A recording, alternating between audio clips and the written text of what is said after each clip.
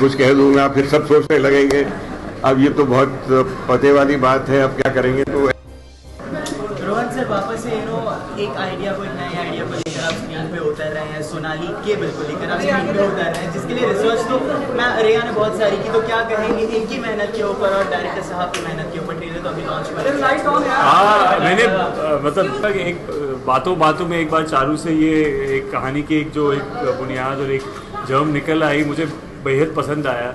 उसके बाद जो चारू ने इतनी सारी मेहनत की, आई थिंक हमने कुछ 16-17 ड्राफ्ट उन्होंने लिखे बिफोर हम लोग शूटिंग के शेड्यूल पे आ गए। And I think it's wonderful tribute to team effort. Charu is definitely captain of the ship. एक बहुत ही एक अजीब और अद्भुत कॉन्सेप्ट को एक बहुत ही प्यारे तरीके से पेश किया है। From the performance of Riya, all the supporting cast, Ali Fazal, Raghav, senior artist like Anupam Kher, Smita Jaykar. इस पूरे फिल्म में इतनी एक टीम स्पिरिट बनी है। तो इस फिल्म का थीम भी है, अगर छोटे लोग साथ में काम करें तो एक बहुत बड़ी चीज़ हासिल हो सकती है। तो आई थिंक हमेशा जब एक फिल्म की मेकिंग में और उसके मैसेज में एक तालमेल होता है तो और भी मज़ा आता है। And I can say I've really had so much fun working on a film. It's been a very hard experience, but at the same time it's been so satisfying. And I think a lot of credit goes to Charu because it's really जैसे आप देखते हैं writing and directing का credit पूरा उनको जाता है। And he's been a real wonderful captain in a very collaborative way, which is I think what the message of the film is, and उन्होंने ऐसे ही उस सेम मैसेज को अपनाया है। रमेश सर क्या कहेंगे आप? आपने ट्रेलर अभी देखा है, बुद्धिजीवी इंसान कहा जाता है रोहन सर को, और उन्होंने वापस से यंग जनरेशन, यंग टैलेंट को उभारा है यहाँ पे, क्या कहेंगे? बहुत अच्छा लगता है देखकर ट्रेलर।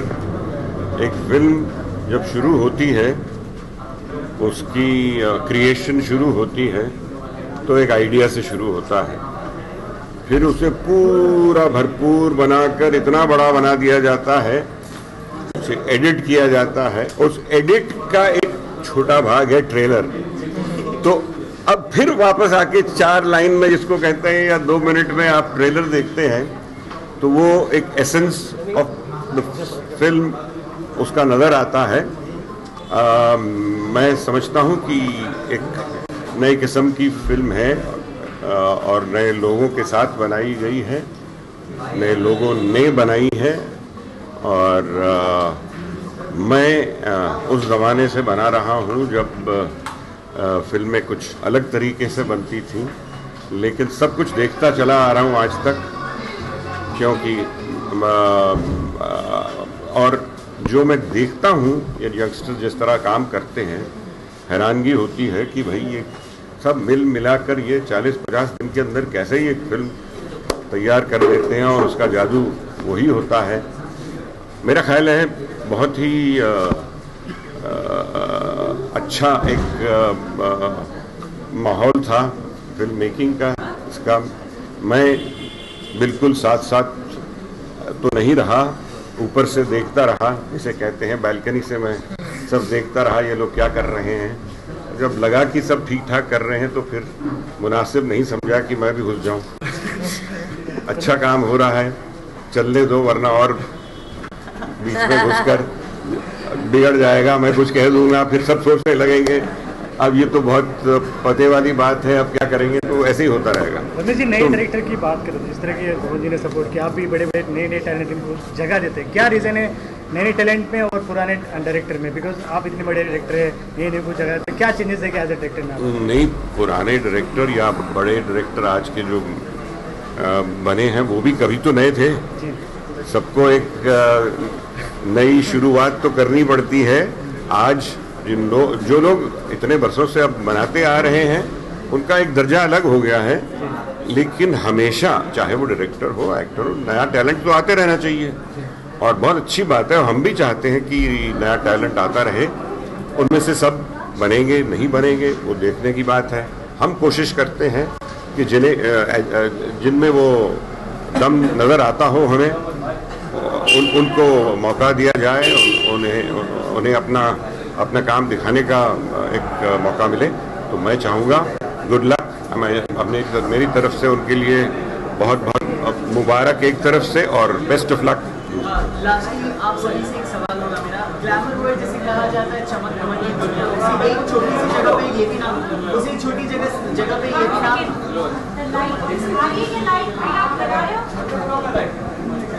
ओके स्टार्ट करें। आप तीनों से सवाल होगा मेरा, ग्लैमर वर्ल्ड जिसे कहा जाता है चमक धमक की दुनिया, द वर्ल्ड ऑफ ड्रीम्स, एक और नाम दिया गया है कि वो एक दलदल है जहाँ पे पाँव रखा तो पाँव बस अंदर फंसते जाते हैं, उनसे बाहर कोई नहीं निकल सकता। हाल ही में एक और एक ऐसा केस है श्वेता बासु का, तो you all must have read about that, तो आपकी क्या राय है श्वेता बासु ने क्यों आखिर किसी एक्ट्रेस को ये सब करना पड़ता है अपनी लाइफ जीने के लिए, अपनी लाइफ को संभाल के रखने से? देखिए, दलदल तो होती है, दलदल में ही कमल का फूल खिलता है, तो ऐसी बात नहीं है, वो दुनिया का ये दस्तूर है कहीं ना कहीं ऐसे। लेकिन जब ऐसे वाक़या होते हैं उससे अच्छा नहीं लगता, उससे सुनकर उससे जानकर बिल्कुल अच्छा नहीं लगता। और हम चाहते हैं कि ऐसी चीज़ें ना हों, लेकिन हमारी चाहत से दुनिया नहीं चलती। दुनिया के अपने दस्तूर हैं, अपने तरीके हैं, ये सब बातें होती रहती हैं। और इन्हें जब इतनी इनके बाद ये कहानी पूरी बन जाती है ऐसी, तो हम सिर्फ इतना हमें ऐसा ख्याल आता है कि ये सब पढ़कर और ये सब जानकर लोग इससे कुछ सीखें और ये दोबारा ऐसी बातें ना हो।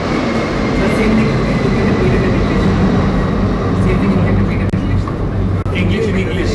Oh, you want something in English? Okay, that's easier. वही सवाल से जी जी। When you hear of something like this, it's not at all a pleasant thing. It's a very unfortunate thing. लेकिन हम I'm sure, as I said, in our environment there is always the good and the bad. We have to live with it all. Out of all this, as they say, the amoeba was born in an kind of a very watery and almost you can call it a dirty and space. Primordial soup. So when these things happen, you have to believe that there is the beautiful is also a part of that world, and we have to accept both sides of the world.